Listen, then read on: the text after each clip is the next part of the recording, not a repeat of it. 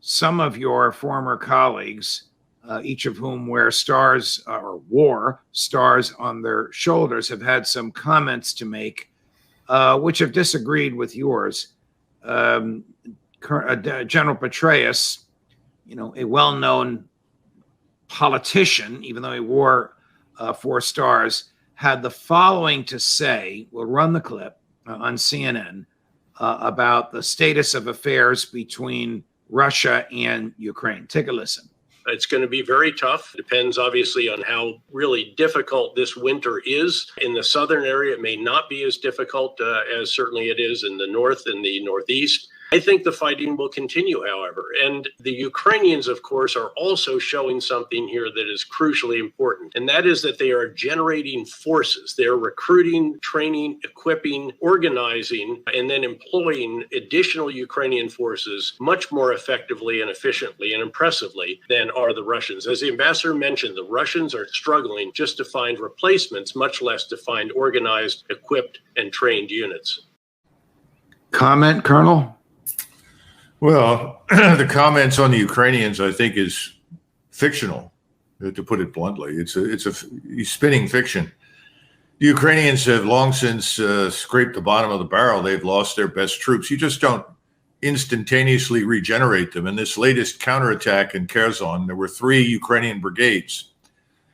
2 hardly made it across the limit, the line of departure, and were driven back with heavy loss. 1 in the center made a little bit of progress, was then subsequently stopped, enveloped, pinned down, and took heavy losses.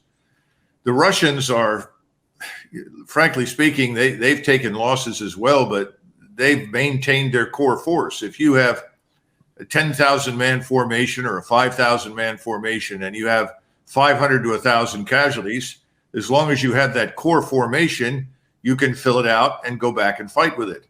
Ukrainians have lost core formations.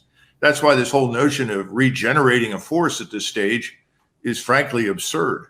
So I don't know what the basis is for his judgment. I suspect that he's doing what he did when he was on active duty, which is take the position of the status quo, whoever is in power, and he aligns with it and repeats ad nauseum whatever his bosses tell him to do. Well, let's remember, and again, I don't want to get into a psychological or character analysis of General Petraeus, but he not only was a general, he was at one point, I think for about 1.5 years or 2 years, until some personal issues got in the way, the director of the CIA. So he probably belongs to that same cadre of people that our friend Phil Giraldi has warned us about, the CIA propagandists. Well, I think he was in that category long before he arrived at the CIA. If you go back and examine his comments about the quality of the Iraqi army, which he took personal responsibility for building, he tells you that it's a marvelous formation that can knock down anything that's thrown at it. We all know what happened to the Iraqi army when it met ISIS. And then in Afghanistan, after he'd been in command of Afghanistan for about 6 to 8 months, he made a statement that he turned everything around and seized the initiative from the Taliban and arrested their movement and expansion. So this is not really new. He's going to do what he does because of the people that he is with. Remember, there's an old expression, you go home with a girl you brought to the dance. Well, he's a girl they brought to the dance. He's going to go home with the people that brought him there and got him the 4 stars. Lieutenant General retired Hertling also says that, I don't know where he gets this from, the Ukrainians have several 100,000 new troops, and they're waging a second front, which will put the Russians on the horns of a dilemma. I think I am fairly characterizing what he said, Colonel. Where in God's name would Zelensky come up with several 100,000 new troops? Well, that is undoubtedly part of the script that is passed out by the Pentagon and the White House to everyone who's, quote unquote, on the team. Usually General Keane makes those kinds of statements. He's backed down quite a bit in recent months, but now I think Hertling is picking up the slack, and he's trying to be the man on point to keep the crusade going. Look, when everything else fails, and I've seen this before in the United States government, unfortunately, you certainly have. We saw it in Vietnam. I saw it, unfortunately, during the Kosovo air campaign, and subsequently when we ended up bogging ourselves down in Iraq. When all else fails, you lie. And that's what we do. And I'm sure Phil Giraldi would tell you the same thing. We're just spinning fiction. We're putting mythology on the street and hoping that will substitute for substance until we come up with some better answer. And there is no better answer for Ukraine right now. This war is really at an end point if we want to reach an end point, but we don't seem to want to. And we're perfectly willing to sacrifice thousands of Ukrainians that are forced into action, who are not adequately trained, who aren't adequately equipped, who don't know what they're doing, and push them into trench lines and defensive positions so that they can be slaughtered. You know, this is going to be like the Confederacy at the end of the war between the states, with very, very few able-bodied males in their 20s and 30s even existing in the society. What will be left after Joe Biden keeps extending this war in terms of able-bodied males in Ukraine? Well, we know that we've got at least 10, 11 million that have left the country since this whole business began. I don't know how many millions of young men that includes. They had lost population long before the war broke out because people became fed up with the corruption, the lack of competence in government, and just left. I don't know that there will be too much of Ukraine left. And this has been the concern from the beginning. Ukraine is effectively a failed state swimming in criminality, subsidized by Washington. We have certainly subsidized the black market on a scale that no one, I think, in Ukraine ever imagined was possible, and made lots of people rich. But we haven't changed anything in the interest of the Ukrainian people. So I think you're staring at a failed state, Judge. That's all there is to it. Let's look at and try and predict things a year from now. Will Putin have achieved the geographical dominance that he wants? What does he do? He can't bring his troops home. He's going to be fighting a guerrilla war, but can he Russianize in terms of culture and economics and education and local government those areas that are not already Russianized by their own history, and begin to treat those parts of what Zelensky says are Ukraine as parts of Russia? And can he do that in a peaceful environment? I think the answer is, first of all, if you look at the map right now, look at the areas where the Russians are in control. Those were precisely what you described, largely areas that were Russified anyway. They were already Russian and Russian speakers. He's going to expand that somewhat more. I've always said he will not stop until Kharkov and Odessa, both of which are historically Russian-speaking cities, were never Ukrainian-speaking areas, are firmly under his control. So I think that's yet to come. So I imagine that when you look at the map of Ukraine, it'll be something of between 25 and 30% of the territory that was within this Ukrainian state construct, which was always artificial. It was not historically consistent with the people that lived there. And I think he's going to stop, because the last thing that he wants to do is to incorporate millions of Western Ukrainians who Judge really are Ukrainian. He knows that. He said that publicly. He said they'd be happier with the Poles than they would be with us. He's never wanted to cross that river. Militarily, can he just stop?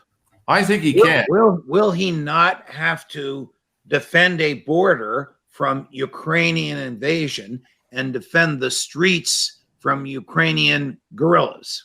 Well, it depends on a couple of things. First of all, in today's world, with overhead surveillance, space-based as well as terrestrial, it's quite easy for him, between the Polish border and where he draws this line for the area that he's going to retain, to monitor everything that moves, everything that exists, and target it, which means he can move forward weapon systems that can reach out a couple of 100, 300, 400 kilometers to deal with any serious threat that manifests itself in those areas. Now, I know he doesn't want to do it because he'd like to get back to the business of building up the area he currently owns and expanding it and incorporating it, as you point out, into the larger economy. But he can do that. He can sit there using standoff weapons and destroy pretty much anything that shows up. Now, the real question is what happens in Kiev or Kiev? You read my mind. What last? How long can he keep going?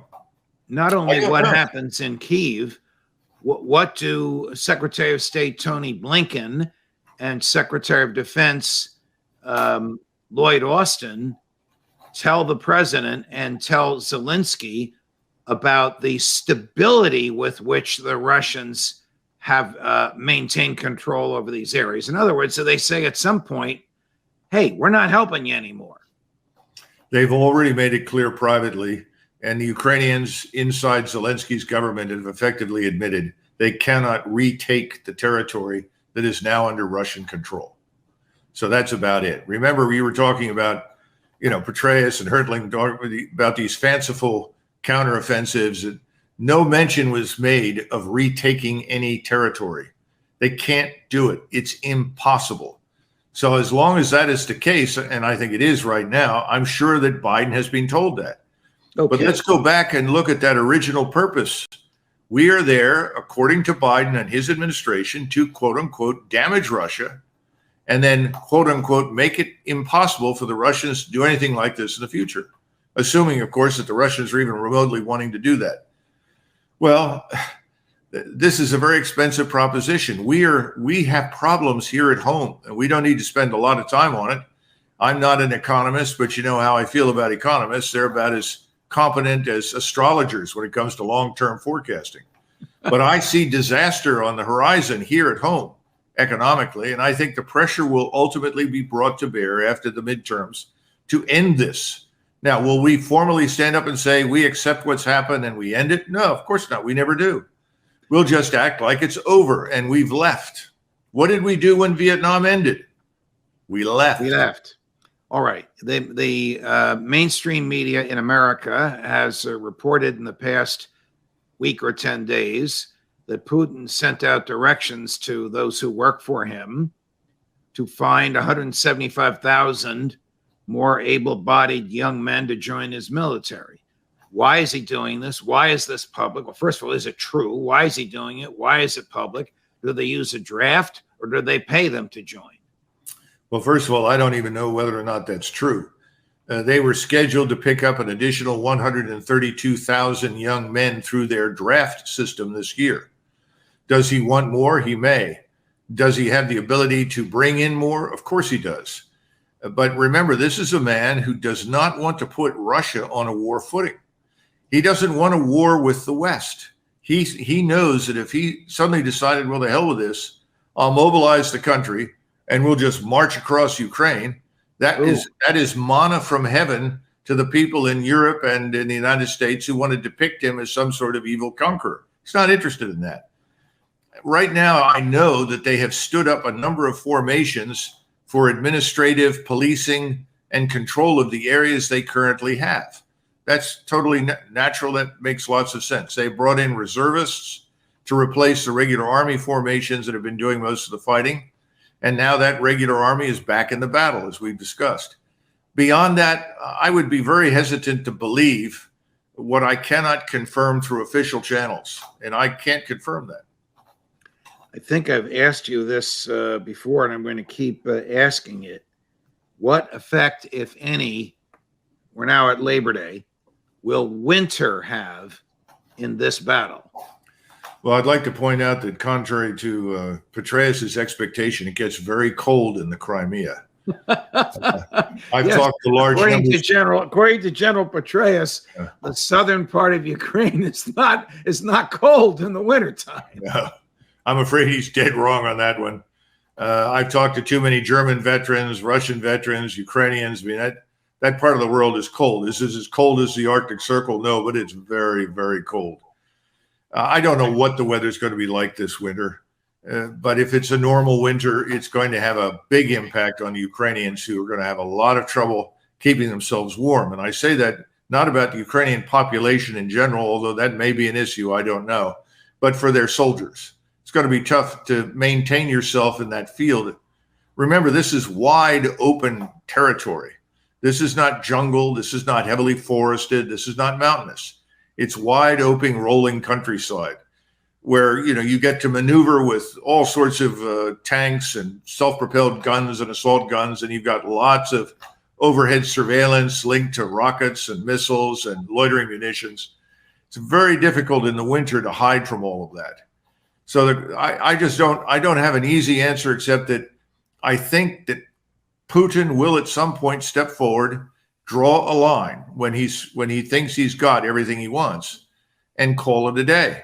And I just think he's going to try until the muddy season begins in mid-October to finish this thing up and then essentially defend what he's got. I think that's where we're headed. And no one is negotiating. Remember, we wouldn't let anybody negotiate. I mean, you would think at this point the Ukrainians would say, that's it. We've got to negotiate some sort of end to this thing and see what we can hold on to. There aren't even back channel negotiations going on in Geneva? Well, not between us and the Russians. And you see, the Russians rightly identify us as the people behind everything. Now, that doesn't mean there aren't discussions behind the scenes between Berlin, Moscow, Paris, and Moscow. I'm sure there are. But it's Washington that really calls the tune in the West. Washington is behind Zelensky, and Washington is telling Zelensky to keep fighting. Colonel, are there high-ranking American military who agree with you but cannot speak it out loud? It depends upon your definition of high ranking. I'm sure you'll find some officers at the 1 and 2 star level. Colonels and 1 or 2 star generals. Sure, I think you'll find some of them, but they're not going to open their mouths and jeopardize their existence, because, if you speak out against this stupidity, you're identified as the enemy in the current regime, and you'll be expunged. Whatever future you thought you might have is gone. That's the problem we have at the moment. The people that are leaving us are the seed corn of future victories. Those are the soldiers, sergeants, lieutenants, captains, majors, and lieutenant colonels. They're leaving us. They've left over the stupid vaccination business. They're leaving over the CRT and this affirmative action on steroids, the destruction of any meritocracy.